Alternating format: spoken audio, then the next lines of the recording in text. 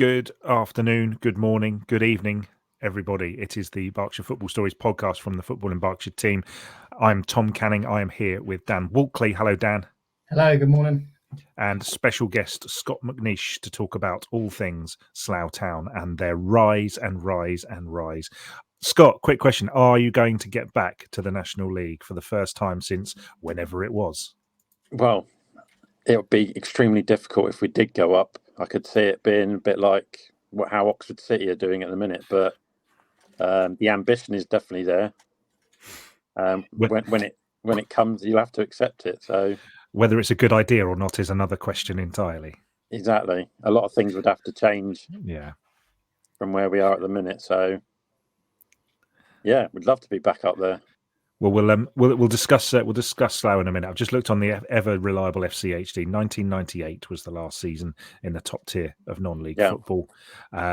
So what have we got today? We are talking Slough Town. Last night's fixtures, that's Tuesday night's results even. Dan's going to tell us a little bit about a cup match he watched at the weekend, but not quite sure what cup it was. We do know who was playing. We'll talk a little bit about food poisoning at Reading Women and see how that goes. A little bit of a look across the Slough Town women's team, who are top of the league, and any other business that we can pick up. I don't think we had any responses to our call out the other day last week for worst conditions you've ever played in. But Scott, we might have a bit of time talking about that sort of thing for Windsor Royals as well, which is always good fun. All right. So where should we start? Tuesday night, Maidenhead United lost 1-0 at home to Ebbsfleet United. I think that was a bit of a surprise. There is not a lot in that division in terms of top to bottom.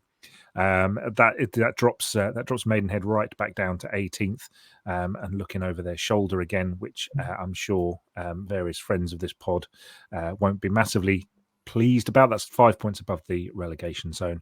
It is that National League division is incredibly tight, as the National League South was last season. I'm always baffled by the idea that Hungerford Town last season finished bottom on 40 points, which I think normally is quite a decent points tally. But talking of the National League South, Slough Town have just extended the contract of manager Scott Davies. They are upwardly mobile, and they had a really decent draw at Worthing on the south coast. Scott, take us away. Yeah, well, I mean, the conditions in Worthing were probably the worst I've encountered as regards to, very high gusty winds and swirling rain, which meant it was a game of two halves, basically. I'd say Slough probably had the most chances in the first half, and then turned around with Worthing pretty much dominating the second half. In terms of, we were just talking before, and yeah, there were reasons for the domination in either half, weren't there? Yeah, the win, it just didn't allow you to try and get out of your own half. It was that strong. And so, the goalkeepers especially struggled, taking goal kicks. I know Worthing are a good footballing side, and they tried to play it out from the back all the time. So it didn't really affect them. But then even trying to play it along the ground was causing them problems because we were pressing them so high. And obviously you had a replacement goalkeeper last night. You had Hugo Sobti from Ascot United, previously of Windsor. It will be well known to some of the fans as well. How did he do? Yeah, he did exceptionally well. I mean, Scotty said that he'd only knew he was playing at 20-7. Oh, wow. Which is astonishing. So the fact that, I'm sure he probably knows a few of the players, but the fact that he's never trained with them and, doesn't know how they play, that sort of thing, I mean, makes it even it makes it even better on him. So was the Dan Lincoln injury late on, or was it known? I think he must have failed a fitness test because at the end of the game on Saturday against Maidstone, Scott Davies ended up having to take free kicks because I think he had some sort of a thigh strain, so he obviously succumbed to that. So yeah, but full credit. I mean, he was really unlucky for the goal as well, because I think a Slough player hit it off the actual Worthing striker, and it just evaded his. I think he actually got fingertips to it, and it sort of just crawled over the line. And what do you make of Scott's contract extension? Obviously, ordinarily, when a manager goes in after following a manager or managers in this case who have had such an impact on a team, it's usually an absolutely thankless task, and they're gone within a couple of months. What do you make of what Scott's done, and what do you make of the extension? It's, well, from Slough fans' view, it's the best news ever. When Bakes and Unders left, you begin to worry, because the thing about Bakes and Unders was they were all about, stability. They usually keep a core group of players, and they get results that way. With Scotty, it's a new venture for him. Never been a manager before. You've always got that worry in the back of your head whether or not he can emulate them. But he's been terrific. I mean, the first 6-7 games of this season, just because the team hadn't gelled yet, a lot of new players, but the results after those games speak for themselves. I mean, I think on form-wise, we'd be third in the table. So, yeah, it's terrific for the club. We've got that with players knowing that he's now in charge for another 2.5 years. We can attract more players and retain the ones we've already got. It's a real opportunity for the team, isn't it? And I think do you think there's an expectation of the playoffs now, or is it a matter of time? I think we're quite level-headed. I think if the playoffs come along, then we'll be absolutely delighted. But I think there's a few of us who think that just mid-table will be an excellent achievement, considering some of the teams we're up against this year. Yeah, and it's an incredibly difficult division, isn't it? It's so tight, and the national, like it almost it speaks for itself, really. The competitive nature of the top division and the National League South. I don't know about the National League North. I don't spend any time looking at that one whatsoever. So that could be the outlier here and be really, really, really easy. But certainly the National League South really isn't. And as you say, when you look at some of the teams in there, and who's in there, Bath City, Yeovil, Maidstone. That result against Torquay United. I hadn't even picked up on Torquay, but Dover Athletic not that long ago were a very strong side, and you can see why perhaps, and I'm picking an example here, but you can see why perhaps that a team like Taunton Town might get themselves in trouble, because to me they've sort of historically been a step 3-4 side. Suddenly they're in the National League South trying to compete, and we've all seen the news that came out of there recently. Yeah, absolutely. It's such a mismatch of like full-time and part-time teams. Yeah. It seems to be getting more and more professional, with teams deciding they want to go full-time to try and get up into the National League. Yeah. Well, Scott, thanks for that. We'll come back to you shortly on a couple of other bits. There were some excellent. I think there were only 2 Combined Counties League fixtures in the Premier Division North at the weekend. And Dan, your fixture at Tadley didn't go ahead, did it either? No, all last night. Or last night at home to Fleet. So the games are going to start catching up. But you did catch Silchester at home at Barlow's Park. Who were they playing against? North Warnborough, that was it. I had to get you to spell it out for me. So it's a bit of a weird one, really. Obviously, the first team didn't have a fixture for one reason or another that we probably shouldn't go into on the podcast. But so the front pitch, Silchester are playing there this season due to they had a fire for their pavilion a couple of years ago, 18 months ago, and obviously the changing facilities still aren't ready, so they're having to play at Tadley at Barlow's Park at the moment on the front pitch. So it was pretty much the only game on in West Berkshire on Saturday. So it was for a junior league. It was quite a big crowd, but a Northants Cup game, which everyone thought was a semi-final. In fact, you told me when I got there. Yeah, so everyone anticipated, obviously, a good game, a competitive game, and then a winner on the day. But as it transpired, once the final whistle blew and it was 0-0, the players shook hands and started walking back into the changing room. There's a bit of confusion amongst everyone watching. So it turns out the Basingstoke League on Northants, for the Northampton Maze Cup, is now kind of a group stage and then a semi-final, final. So yeah, everyone was expecting penalties. People rushed out of the clubhouse, out of the bar to watch it, and the game was over. It was very strange. It was very strange. I don't even think the players really knew what was going on, to be honest. But yeah, it was nice to see a game of football, to be honest. As we alluded to, a lot of postponements at the weekend and midweek. So just nice to get out in some fresh air and watch a game. Yeah. Albeit not the best of games, a 0-0 on a very slippery pitch once it thawed out. Thanks, Dan. Well, let's just a couple of big results at the weekend as well. Bracknell Town came from behind to beat Gosport Borough 4-3. That looked like quite a phenomenal game. But the big news, we asked a question last week on the podcast, can Binfield stay up? And I think they emphatically started to answer the question. They beat Met Police 2-1, notwithstanding a horrible sounding injury to striker Tyler De Cruz, who, according to the Met Police statement, required CPR. I think was it at the hospital or I forget exactly. I think it was in the changing rooms, according to the statement. Yeah. So some absolutely horrible scenes, but they got the game finished.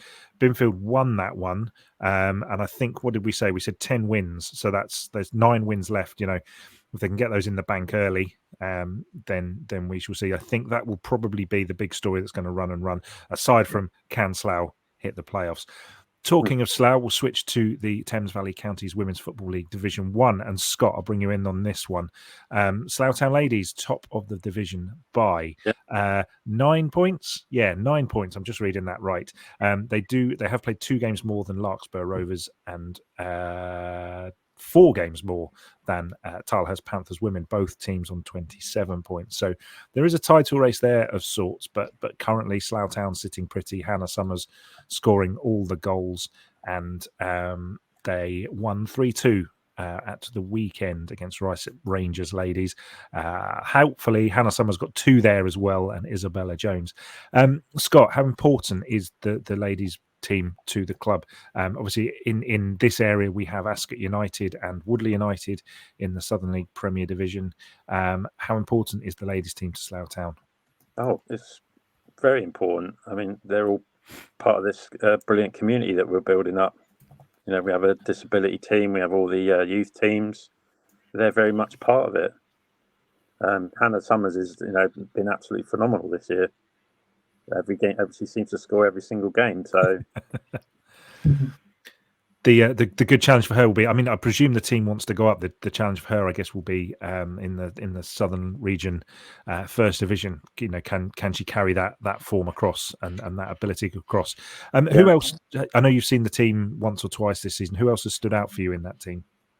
I'm just trying to think of names now.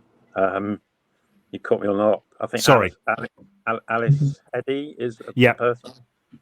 Yeah, she's very creative and can obviously supply like the crosses for Hannah. So she's another one that's very vital to that team.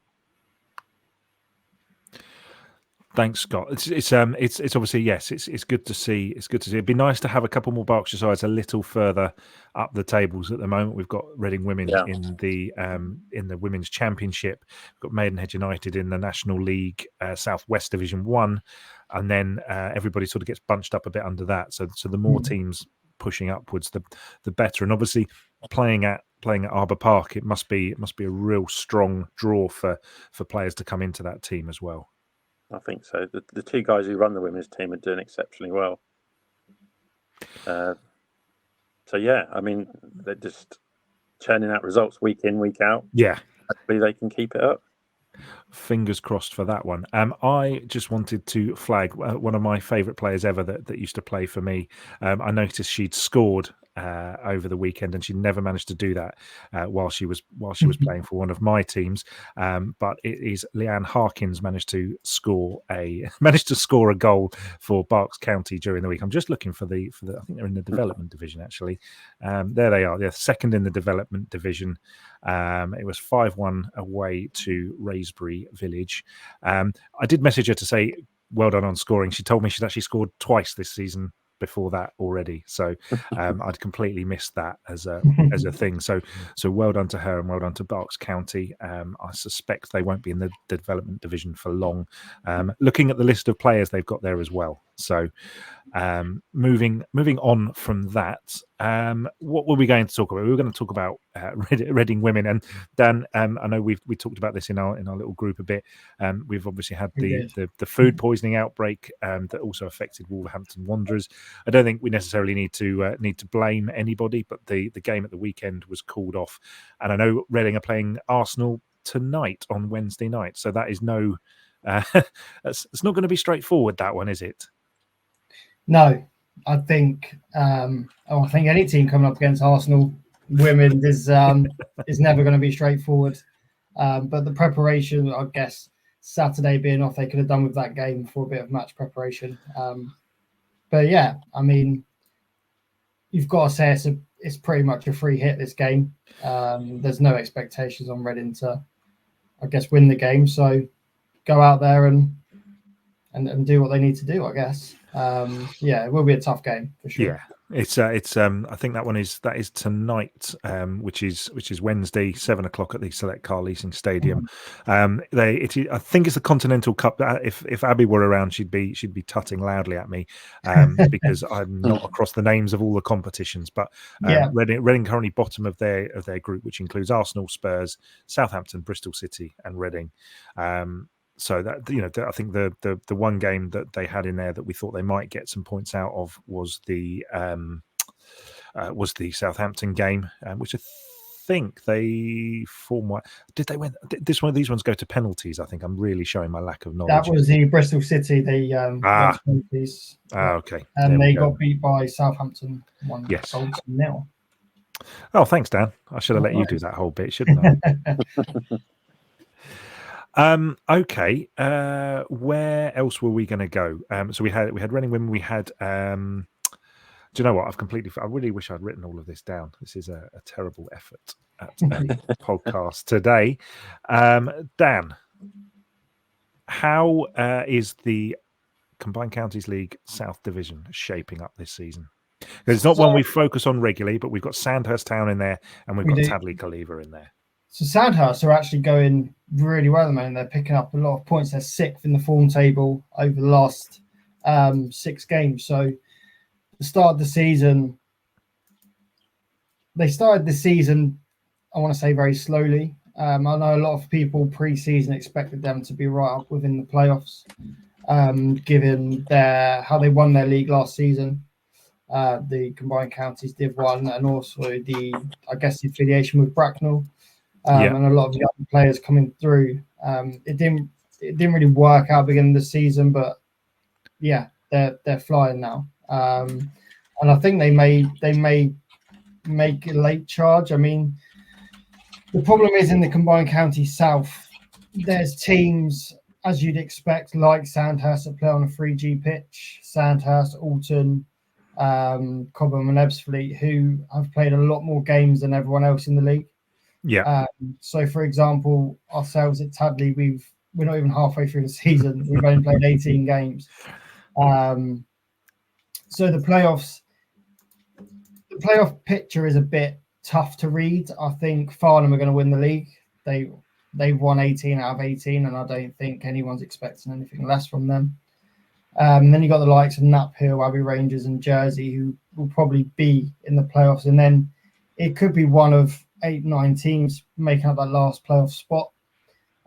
So yeah, as we mentioned, Tadley and Sandhurst are in and around that, but Sandhurst have played more games than anyone else in the league, so it could be a big task for them to obviously get into that last spot. So Yeah, it's shaping up quite nicely. And also in combined counties Div 1 as well, the promotion race there amongst the Berkshire teams is really tight. You've got Langley, Berks County, Yateley, all in and around. Everything in California as well, a couple of places off it. So it doesn't look like anybody's catching Amersham Town, does it? No. So we've got Amersham Town in the League Cup. Sorry, Tadley have got Amersham Town in the League Cup next midweek. So we will see just how good they are, I guess. They have a player, Jake Tabor, who has had a few trials with Wickham. He's scored 55 goals already this season. So it's, one of them, I think. I saw Jake Tabor play for Rayners Lane in the playoff final last year, and he looked the business then. So yeah. So dropping down again, then obviously Rayners Lane are storming combined counties north as well. So they've after a bit of drama post-season or pre-season for Rayners Lane, they seem to have kind of stabilised for the season and are taking that by storm as well. So In the north, though, Tom, if I can ask you a question, Pembroke, how they look like a bit in trouble at the minute. It's really hard to tell. They've had so many games off. It's really hard to get to kind of get an accurate picture of what's going on. I mean, but Hilltop obviously are bottom, but they've only played 15 games. Like the whole division is a mess. Yeah. And it's really frustrating when but you understand at step 5 why games are off here and there, but you've got some teams who've played 23 and could be in trouble, Edgware and Kingsbury being the first one that crops up, and then you've got other teams that have played 15 but at bottom of the league, and that's got to affect you as a player, hasn't it? You're bottom of the league, and then you've got the extra pressure of having to go and maybe win 7 games there, whereas previously if everybody was on the same and of course you can't just go, oh well, if they're off we'll have to call all the games off, everybody else has to keep playing, otherwise we end up with everything else. But it's the same at the top as well. Reading City have played 17 games, everybody else in the playoffs has played 20, 21, 22, so it makes it almost impossible to predict, although I know let's just have a quick look at the predicted final table on football web pages, which does throw up a few oddities at times. But they've got Wokingham finishing 19th of 20, and Wallingford and Cromarsh finishing bottom, with Reading City in the playoff. So who knows how? I'm not sure of the metrics behind that, but it's probably points per hard. game, isn't it? Probably it is, but it makes it really hard to predict. Scott, is there a team at step 5 that you follow? No, but I've visited Yateley recently. It's nice there, isn't it? It's very nice there. Brilliant, yeah. That was a great clubhouse, great setup, and they look like they're going places. So, especially after the season they had last year as well. Yeah. So it just depends if Slough have a game on a Saturday. Yeah, I'll have a look around and just pick somewhere I haven't been. So it's when we visited, they hadn't quite yet got around to putting the floodlights in, but the bottom half of the floodlight was there ready to go, which was really handy. One game we did trail last week was the FA Interleague Cup between Thames Valley Premier League and Dorset, and that game was called off quite early to avoid Dorset having to travel, which I think ultimately was quite sensible. That kind of thing would have had really angry supporters saying, "Why don't you give it a chance?" on Twitter. Whereas if they'd called it off late, it would have had really angry supporters saying, "Well, it was obvious it was going to be off," which is the regular thing at the moment at this time of year. I guess just to round off.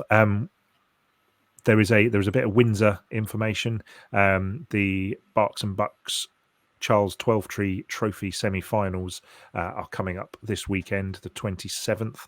Windsor and Eton are at home to my boys Burfield. So hoping for a big blue win there. Sorry to all the Windsor and Eton fans watching and listening. And then in the other semi-final, it's a really good matchup at Bisham Abbey, Maidenhead Town versus Finch Hampstead. Probably probably over the last few years, the division, the Thames Valley Premier League, Premier Divisions, aside from maybe Reading YMCA, the top four sides at that level at Step 7. So we will see how those pan out. I don't know where the final. I can't remember where the final normally is for that one. But Scott, just to round off, I'm going to give you a minute or two on Windsor Royals. You are regularly down watching the Windsor Royals, and I think it's only fair that I give you a short amount of time to talk about those guys. Okay. I've just actually noticed there's actually a Sunday non-league day in March. Oh, is there really? Oh, okay. Yeah. I just happened to notice it on X this morning. I think it's on the 24th of March. It's the day after actual non-league day. Oh, lovely. Oh, that's good. Get Windsor Royals involved in that. Do you know what? Now, you rings a bell, because I think that's come out of Caversham United. Yeah, I think you're right, yeah. Whose women's team I meant to mention won their first game of the season on Saturday. They won 2-1 against, I think, Penn and Tyler's Green, and the winner was an absolutely brilliant free kick. But no, this was about Windsor Royals. So yeah, just tell us a little bit about the club and why you follow them. Well, they were formed about 2.5 years ago now by Connor and Michael, their twin brothers. They basically wanted to set up a team for their friends and anybody else who wanted to join. Just as just to play for the enjoyment of it. I used to follow Stoke Pages Saints, but unfortunately they folded. So I happened to notice a new team having a friendly one day over in Eaton Wick, and just went over and watched the game. And obviously, when I go, I take a few photos, try and capture some of the videos of the goals, and they were absolutely delighted. Because I tagged them in everything, and because they're such a nice group of lads, I just carried on going to see them. They had a great first season where they won a couple of trophies, got promoted, sort of like leveled out in the next season, but they're still playing at a very good level. I think some really good players in there, and I just enjoy, going to see them. Some of the goals you've recorded them scoring are pretty spectacular. Again, on Sunday, when they beat Sing Saba 3-1 in a cup game, I mean, the wind again was atrocious. And luckily, when they had the wind in their favour, they managed to get 3 goals. So, yeah. Thanks, Scott. Dan, just to finish off, you've got a couple of bits you wanted to bring up. Yeah, on the subject of Sunday football, we had a Reading and District Sunday League side in the FA Sunday Cup on Sunday just gone. So FC Bapco, who play in the senior division, unfortunately were beaten. I believe it was in the last 16 to previous winners over in Leighton in Essex. So obviously it's unlucky for them, but for a team only formed a few years ago, I think that's a great achievement. I know Berkshire have played in it and progressed quite far in recent times. So it's good to see another side from the area, obviously progressing and making a name for themselves in the Sunday Cup. They do have some very, very good players signed on. Woodley United manager Jordan Clark's played a couple of games from this season. Sanchez Park, McCoy Palmer, to name a few. So yeah, some very, very good non-league players around the area do play for FC Bapco. So yeah, I mean, brilliant for them, and a great journey they've obviously been on and moved from strength to strength. Excellent. And the vacancy at Kingsley you wanted to mention as well. Yeah, so again, topic of women's football. Kingsley ladies, who, Tom, you may have to remind me of the league they play in. It's the same as S4K. They are the Thames Valley Counties Women's Football League Division 2. Yeah, so they're currently looking for a manager to come in and lead the team. They did have a player manager who's now unfortunately left, so does leave that vacant spot for anyone interested in progressing a women's football team in West Berkshire. Lovely. Thanks, Dan. Right, we will round up that for today. We probably should do a preview of the weekend's action, but I reckon the weather's going to get across most of it. So, okay, fine. Let's do one very, very quickly. Scott, where are you going at the weekend? Slough are playing bottom of the table Dover, away in Dover. Straightforward win then, yeah? Well, we'd hope so, yeah. Yeah. We'd hope so. That is Especially a after long getting a old- point at Worthing, so yeah. Yeah, that is a long old trip, that. Goodness me. Dan, what about you? I will obviously be at Tadley. We're hoping to get a game on finally for this year, first home game. But if not, I think Hungerford against Swindon Supermarine will be a good game. Obviously, Supermarine have been down there in that league, but they are picking up some good points. They lost, I think it was last few minutes to Poole Town yesterday, so should be an interesting game. Hungerford obviously looking to reach those playoff positions, so it'll be interesting to see how that pans out. I'm just going to pick a game from Sunday in the FA Women's National League.